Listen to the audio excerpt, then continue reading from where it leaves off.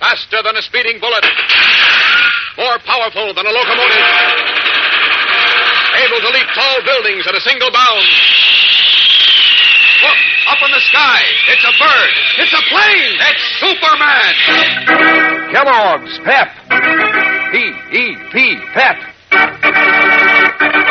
Kellogg's Pep, the Sunshine Cereal, presents The Adventures of Superman.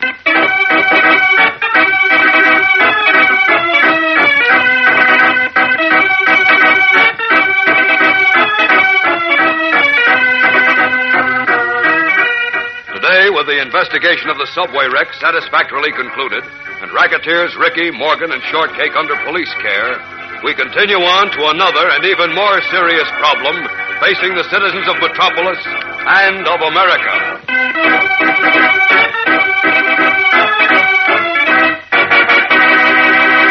Hello there, gang. This is your pal Dan McCullough. You know, some presents you get are fun when you get them, but after a while you kind of lose interest, isn't that right? Well, for the kind of presents that keep right on being fun, you have to hand it to the prizes and packages of Kellogg's Pep. You get loads of fun for weeks and weeks, collecting all three kinds of those keen prizes. First off, it's mighty exciting to see which kind of prize you'll get in your next Pep package. Maybe it's a bright-colored comic button picturing a favorite comic strip character. 18 in all to pin on your jacket or your beanie cap. Or maybe it's a bird picture in gleaming color with a full description on the reverse side. You can collect 24 of them. Or maybe your next Pep prize will be one of 7 colored cardboard plane models, a cinch to put together. Yes, sir, you keep right on having fun when you're collecting the prizes and packages of Pep, the Sunshine Cereal. And all the while, you can be enjoying breakfast with those crunchy golden whole wheat flakes of Pep. Flakes that are light as a breeze, all crisp and cool and catchy tasting as you spoon them up. Is Pep a treat? So get going, gang. Ask Mom for Kellogg's Pep and look for your prize inside the package. Now, the adventures of Superman. Our scene is the broad rolling lawn in the shadow of the marble-pillared state capitol. Almost 1,000 GIs, most of them battle-scarred veterans of the European and Pacific invasions, have gathered on the lawn in a meeting of protest. As we join them now, they are cheering the remarks of one of their number who is addressing them from the base of a statue of Thomas Jefferson, creator of the Bill of Rights. The speaker is Joe Martin, brother of Beanie, the Daily Planet copyboy, and a hero of the Okinawa invasion. Did they ask us what church we went to when they sent us up the beach at Anzio? Or at Normandy? Or at Iwo Jima? Did it make any difference whether we were black, white, green, or purple when a machine gun slug came out of nowhere and ripped us apart? But now, evidently, it does make a difference. Now that it's all over and the blood has been soaked into the ground and the dead have been buried, and those of us who were lucky enough to come back here are looking for honest, decent work, it does make a difference. It makes a difference to the man sitting behind those bronze doors. The man who calls himself the governor of this state. The Honorable Frank C. Wheeler. What are we going to do about it? Are we going to stand by and let Wheeler discriminate against us because we happen to be Catholics, Jews, or Baptists? There are hundreds of state jobs open. Jobs that are supposed to go to veterans. Jobs that were promised to us. I know that some of us are getting those jobs. But only if we worship God the way Frank Wheeler and his gangsters want us to worship. You see this statue? It's a statue of Thomas Jefferson, the man who wrote the Bill of Rights. And the Bill of Rights says that every American can worship God as he sees fit. And that nobody, not even the Congress of the United States, can tell that man how to worship. But Governor Wheeler evidently thinks he's bigger than the Bill of Rights. He thinks he's bigger than the Congress of these United States. He wants to tell us how to worship, and if we don't do it his way, we suffer for it. I say there's only one way to handle this situation. I say we march on the state capitol, knock those big bronze doors over, and demand the 2 things that you'll find written on the state flag flying over the Capitol. Liberty and equality! And I say, let's do it now! Just a minute, fellas! Just a minute, please! Please! Hey, Joe, do you mind if I say a few words? No, go ahead, Sam. Thanks. Quiet, just a minute, fellas. you know me, but in case some of you don't, my name is Sam Robbins. Hey, Sam! Joe Martin and I were in the same outfit. We've been friends in Metropolis for almost 20 years. And while I agree with everything Joe said here today, I don't agree with his suggestion that we storm the state capitol. Just a minute. Give me a chance to explain, will you? I don't like prejudice and discrimination any more than you do. In fact, I like it less because I've had more of it. But we're not going to get anywhere with violence. And if we storm the capitol, somebody's going to get hurt. What we need is the public on our side.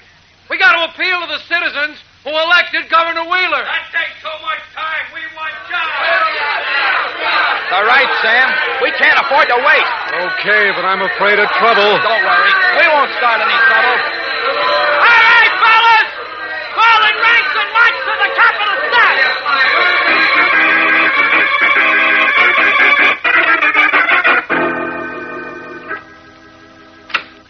Mr. Governor. Yes, Briggs, what is it?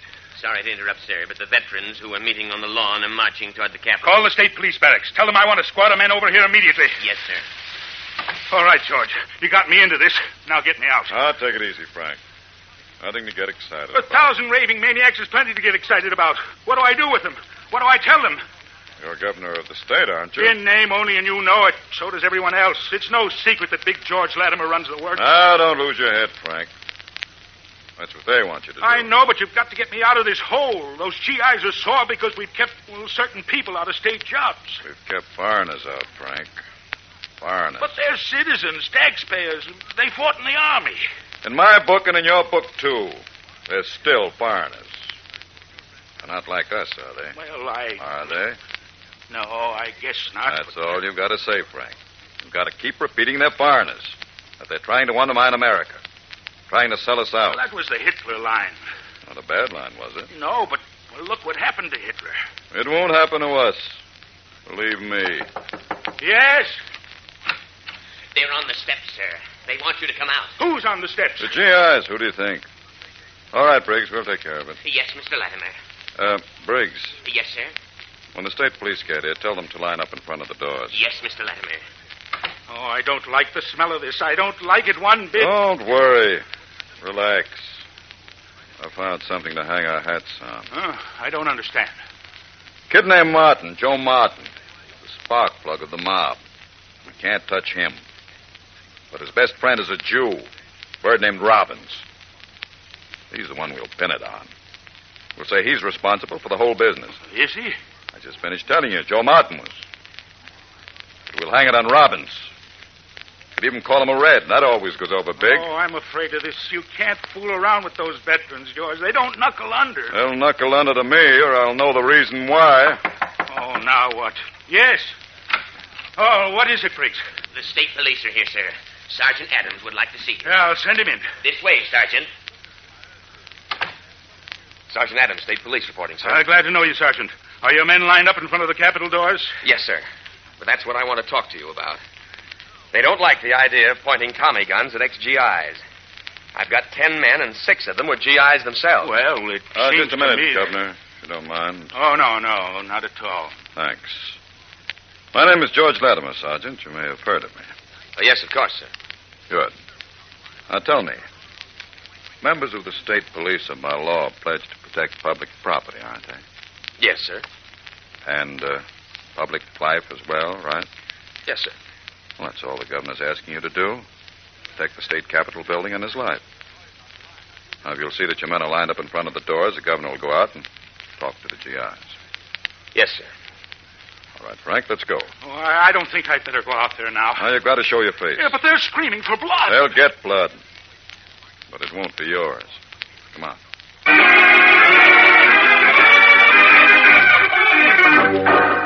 What does big George Latimer, crooked political boss of the state, mean? We'll know in a moment when we return for the exciting climax of today's episode. So keep listening. Say, gang, did you ever see a person trying Kellogg's Pep for the first time? Well, here's what's likely to happen. He starts looking pleased just as soon as he sees those crisp, light cherry flakes of whole wheat in his breakfast bowl. But wait till he digs his spoon in and samples Pep's flavor. Now you'll see his smile break out in earnest. He takes another spoonful, and another. Can't quite believe all that catchy, super delicious flavor is real. Well, it's real, all right. It's terrific. And you can see the pleasure written all over his happy face. And you know, a swell thing about Pep is that every time you eat it, it teases and pleases your taste just that way. Just as you get a happy surprise every time you open your package of Kellogg's Pep for the prize inside. 3 different kinds of prizes you can get, and each one a honey. For instance, you'll get either a colored cardboard model of a fighting plane, one of 7 in the great Pep Air Fleet, or you'll get one of 24 beautiful color pictures of birds with a description so you can identify these birds anywhere. Or else, you'll get a bright-colored comic button picturing one of 18 comic strip characters to pin on your jacket or your beanie cap. So start collecting all 3 kinds of prizes in Kellogg's Pep, the Sunshine Cereal. Led by young Joe Martin, hero of the Okinawa invasion, more than 1,000 veterans of World War II are massed in front of the state capitol, demanding an audience with Frank Wheeler, the governor. An unwilling detail of state policemen armed with Tommy guns is lined up on the Capitol steps as the governor, accompanied by Big George Latimer, political boss of the state, steps out to face the veterans and is greeted by a chorus of boos and hisses. Joe Martin, at the head of the veteran group, raises his hands and silences the angry men behind him. Then he speaks. Governor Wheeler, my name is Joe Martin. I'm speaking for the Army and Navy veterans you see here before you. We demand to know why racial and religious prejudice is being practiced in awarding state jobs to returned GIs. Tell them there is no prejudice. Mr. Martin and gentlemen, I assure you there is no prejudice. That's a lie. I'm sorry to have to contradict you, Governor, but applicants for state jobs are being asked their church affiliation. And if it isn't the right church, they don't get those jobs. And that goes for Negroes, too. Give them the far in the line. Americans first. It may be true, Mr. Martin, that we are being very careful in our selection of state employees. That is, we are trying to avoid hiring foreigners whose only aim is to undermine the government. This is America, and we should think of Americans first. What do you think I am? How about me? I'm no fighter. They're coming up the steps. Sergeant, fire at them. Keep them back. Fire, I said. That's an order.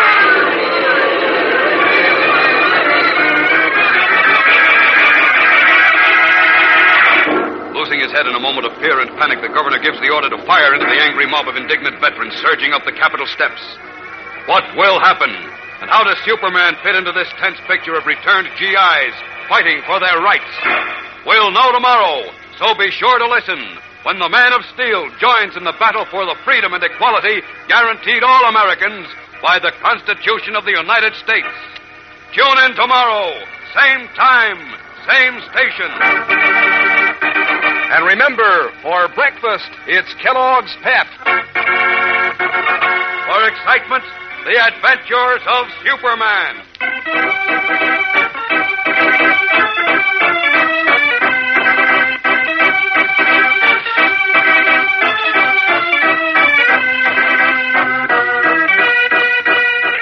Superman is a copyrighted feature appearing in Superman DC comic magazines and is brought to you Monday through Friday at the same time by Kellogg's Pep, the Sunshine Cereal.